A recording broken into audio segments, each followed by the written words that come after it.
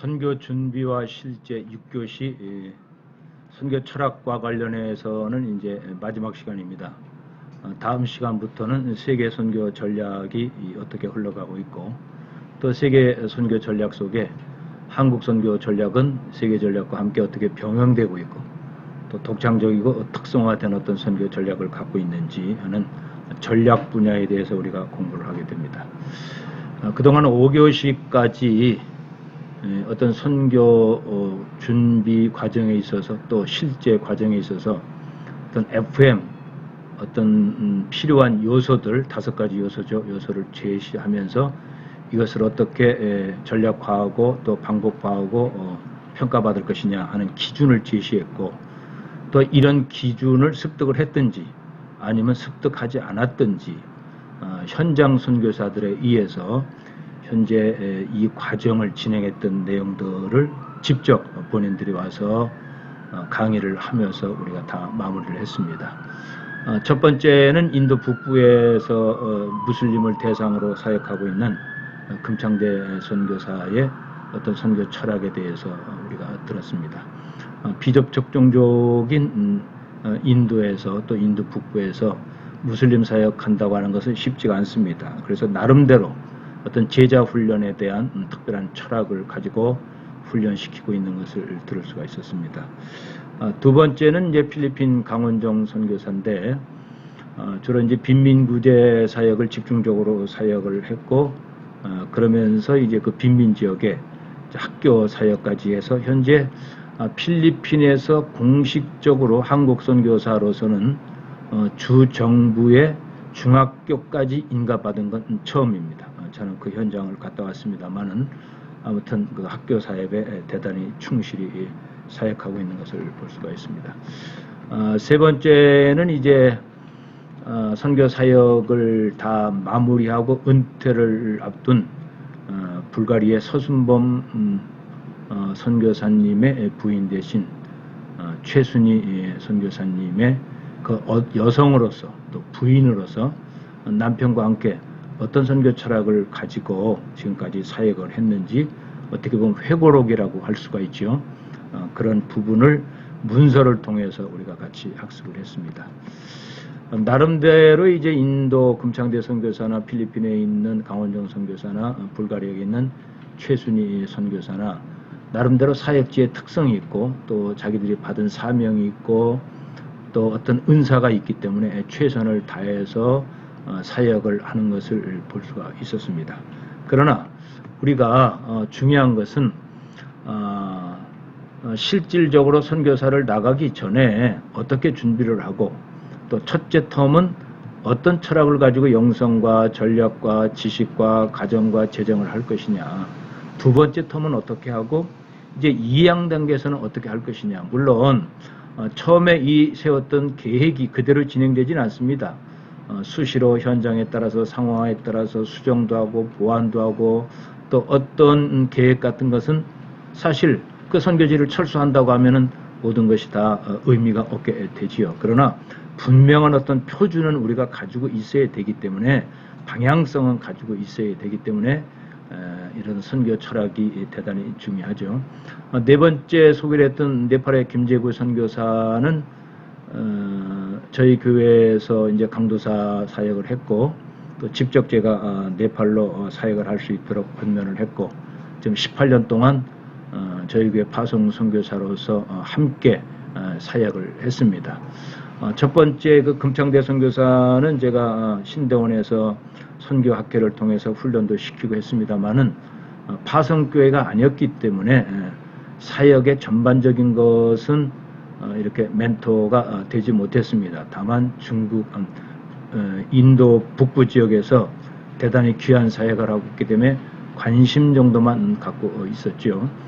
필리핀에 있는 강원정 선교사는 저하고 사실 신학교 동기입니다. 제가 그때 학교 다닐 때는 저는 연관전교로서 공부를 했고, 또 이분들은 저희하고 좀 나이 차이가 있었고 또 어려운 가운데 주경 야독했던 그 신학생들이기 때문에 제가 또 기도도 했고 또 돕기도 하고 어려운 현장이 있다고 하면 찾아가서 위로를 했습니다. 그래서 본인이 간증을 했듯이 교회 개척하는 그 어려운 과정에 같이 가서 또 교회도 같이 이렇게 건축도 하기도 했고, 또 책을 파는 그런 현장 속에 또 같이 가서 책도 같이 팔기도 하고, 또 여러 가지 유치원 할 때 그 어려움일 때 가서 하기도 했습니다. 그러나 저하고 어떤 파송 관계는 아니기 때문에 필리핀에 가서 사역할 때 공식적으로 교단 선교부 책임자로서만 어떤 관계를 가지고 지켜보고 좀 더 관심을 가지고 이렇게 저와 관계를 했습니다.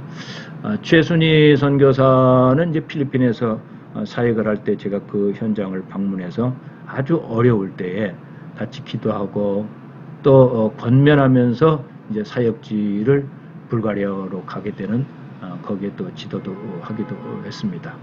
아무튼 이 최순희 선교사님은 그 남편과 사역하는 이 과정 속에서 분명히 자기 철학이 있습니다.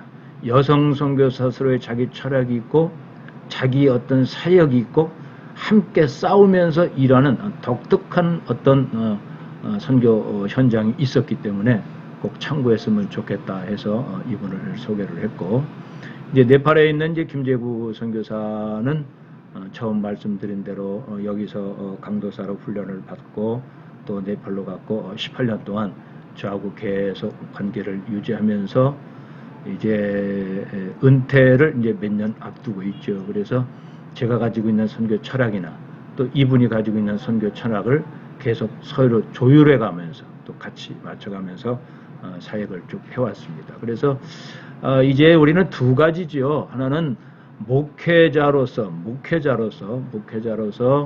앞으로도 많은 선교사를 파송을 해야 할 교회적 사명이 있기 때문에 물론 평신도도 파송을 하게 될 것이고 또 자비랑 평신도도 파송하게 될 것이고 또 장기 선교사도 파송하게 될 것이고 또 비전 트립이나 미션 트립도 교회에서 계속적으로 진행될 때에 바로 목회하면서 선교에 관련해서 어떤 철학을 세울 것이냐 하는 것도 참고할 수 있도록 자료를 드렸고, 특별히 이제 현장에 가서 직접 선교를 해야 하실 분들은 이 네팔에 있는 김재구 선교사의 그 우리가 최초에 봤던 5가지 분야, 그것을 장기 또 중기 그다음에 방법 피드백 여기까지 나름대로 정석적으로 이렇게 분석을 해서 제시를 했기 때문에 여러분들이 이걸 잘 전환을 하시면서 또 여러분의 상황과 여러분의 교회 실정에 맞춰서 또 수정 보완한다고 하면은 아마 좋은 어떤 자료가 될 것이다 하는 뜻에서 마지막으로 자료를 제공했고요. 이제 우리가 더 추가적으로 선교 철학을 세우기 위해서 가져야 할 요소들이 있습니다. 바로 코로나19로 인한 여러 가지 예측 불가능한 상황, 그리고 전혀 경험해보지 못했던 많은 상황들이 지금 전개되고 있기 때문에 우리가 선교 철학을 세울 때 교회의 선교 철학, 선교사의 선교 철학 할 때 반드시 이 분야는 참고할 요소고 예측된 요소이기 때문에 이런 요소들이 참고가 돼서 선교 철학을 세워야 할 것이다. 뭐 개인적인 삶에 여러 가지 또 요소가 있을 수 있고 또 경제가 많은 영향을 미치게 되겠죠. 이러이러한 경제적 상황이 예측이 되기 때문에 어떻게 우리가 선교를 하고 보내는 선교를 하고 가는 선교를 할 것이냐, 그 현장에서 경제적인 문제를 극복하면서 목표를 달성할 것이냐 하는 이런 요소들이 상당히 필요할 걸로 봅니다. 뭐 정치는 더 말할 필요가 없죠.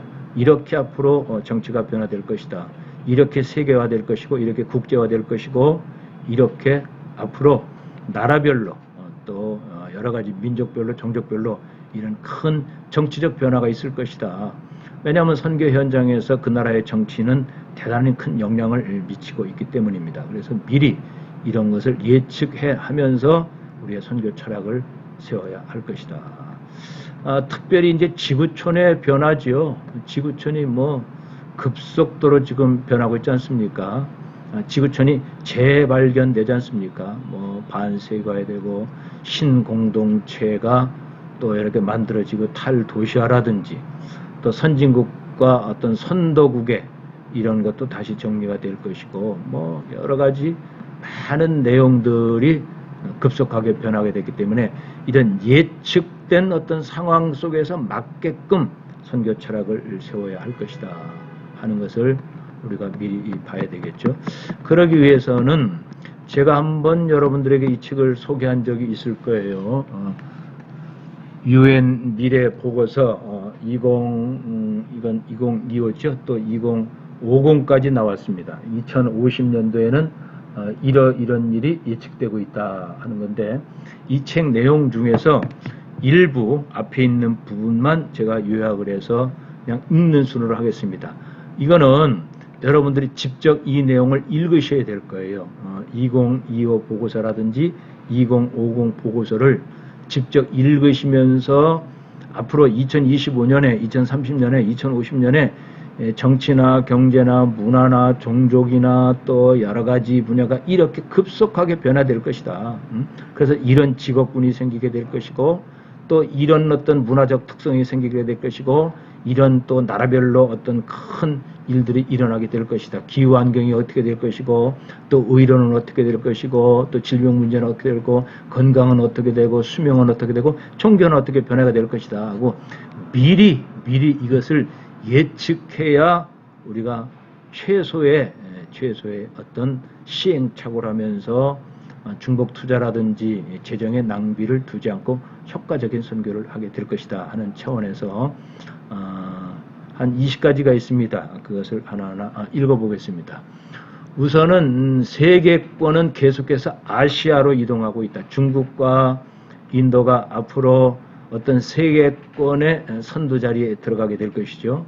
그렇다고 하면은 현재 중국은 여러 가지 상황으로 막혔습니다만은 인도는 분명히 반드시 복음화해야 할 무슬림이 있고 거기에 신두가 있고 그러면서도 거기에 여러 가지 상충된 요소들이 많이 있기 때문에, 그러면서도 세계 권력이, 경제 권력이 그걸로 이동한다.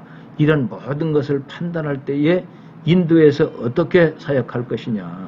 우리가 금창대 선교사의 그 사역 내용을 쭉 보면서 인도에서는 이렇게 사역해야 되겠구나. 이런 것이 예상이 된다. 그리고 어떤 계급 구조이기 때문에 또 종교의 특별한 어떤 특성이 있기 때문에 어떻게 해야 할 것이다 하는 현재 상황과 앞으로 바뀌어질 경제와 또 정치와 문화 이런 상황, 이걸 포함해서 여러 가지 인도 북부 지역이라든지 인도권이라든지 이런 데 선교 철학을 세우는데 상당히 조심스럽게 세워야 할 것이다.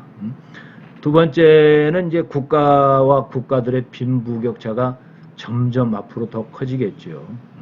그리고 이제 생필품 가격이 역사상 최고의 수준을 기록하다. 생필품 가격이 올라간다고 하는 것은 선교 현장에서 생활비가 많이 든다고 하는 뜻이죠. 그러면서도 현장에 있는 현지인들이 경제적으로 삶의 수준에서 많이 어려움을 겪게 될 것이다.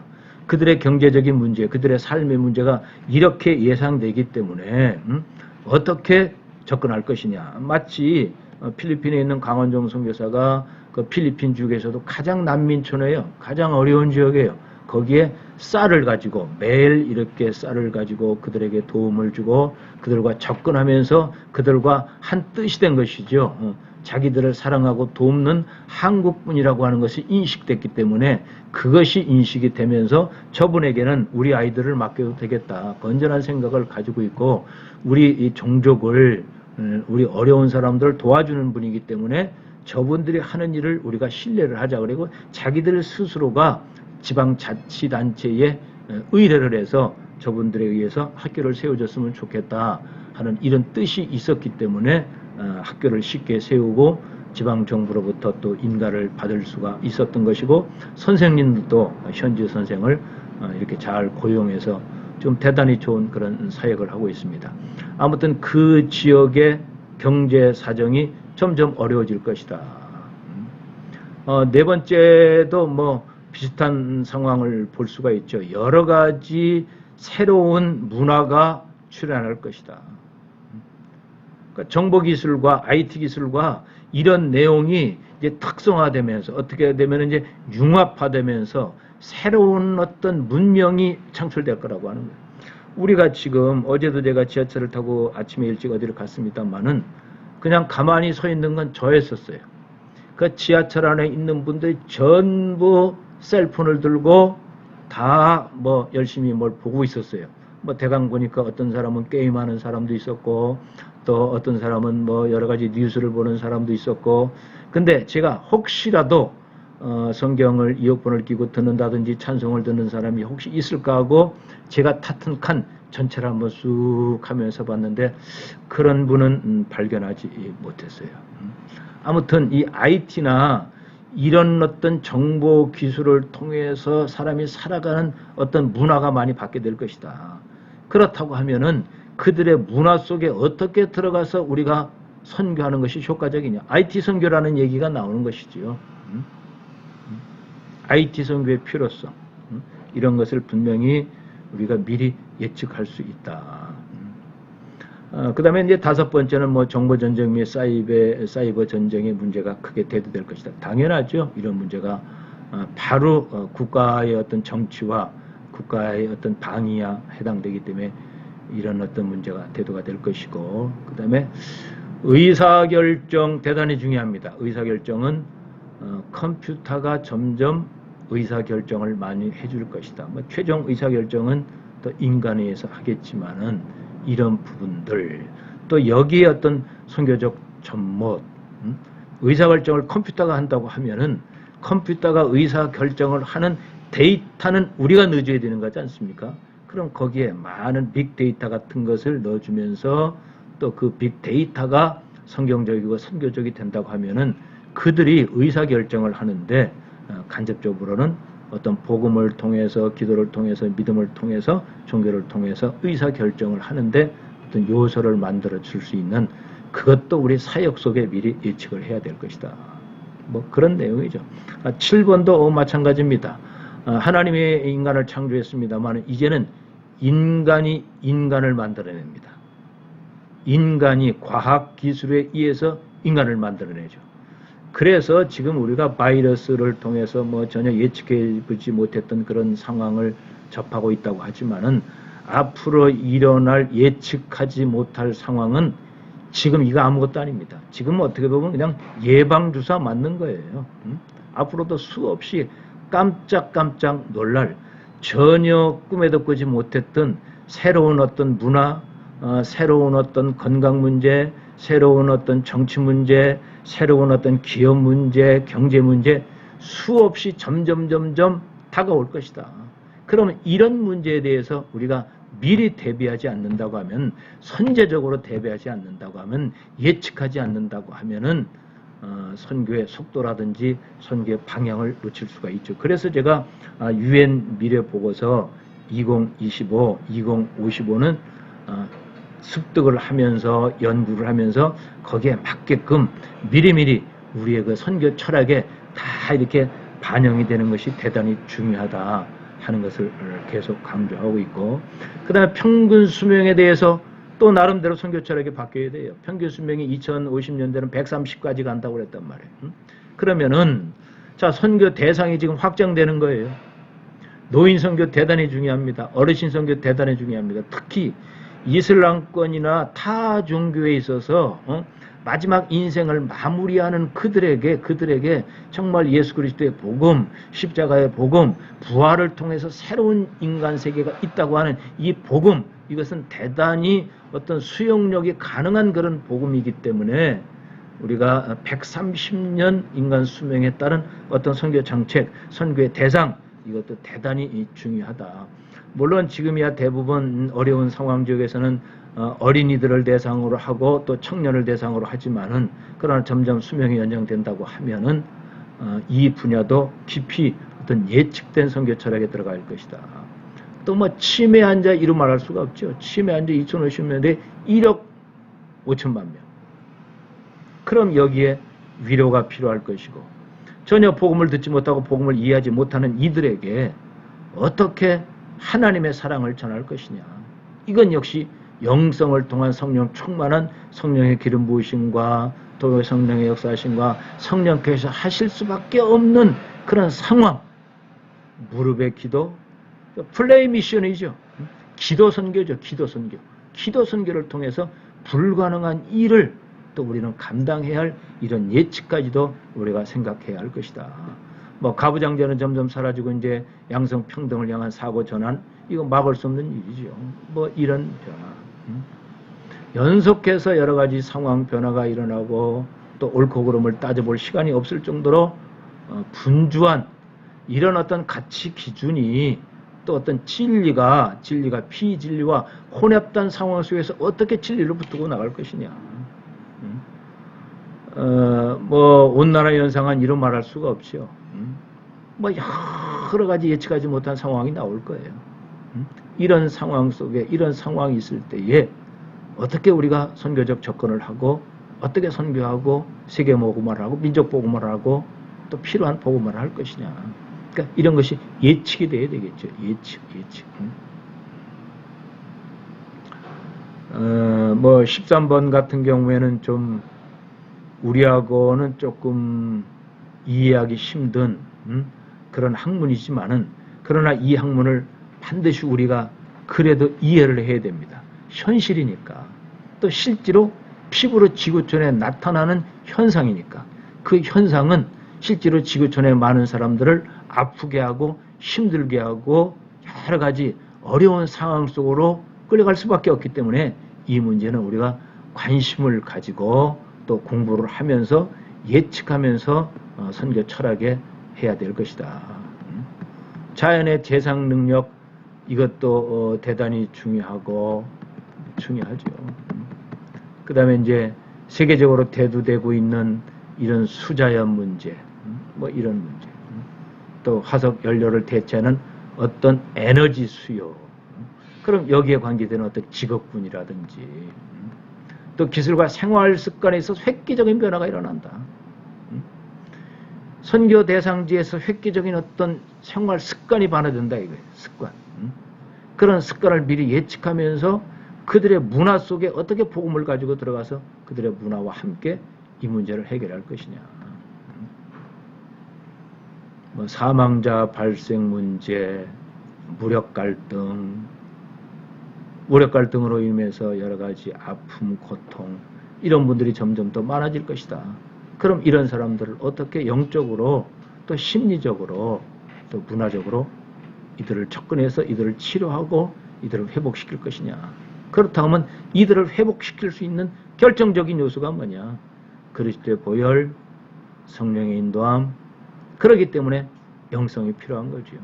그렇기 때문에 무릎 선교가 필요하고 플레이 미션, 기도 선교가 필요한 거죠. 그거 외에는 방법이 없겠죠.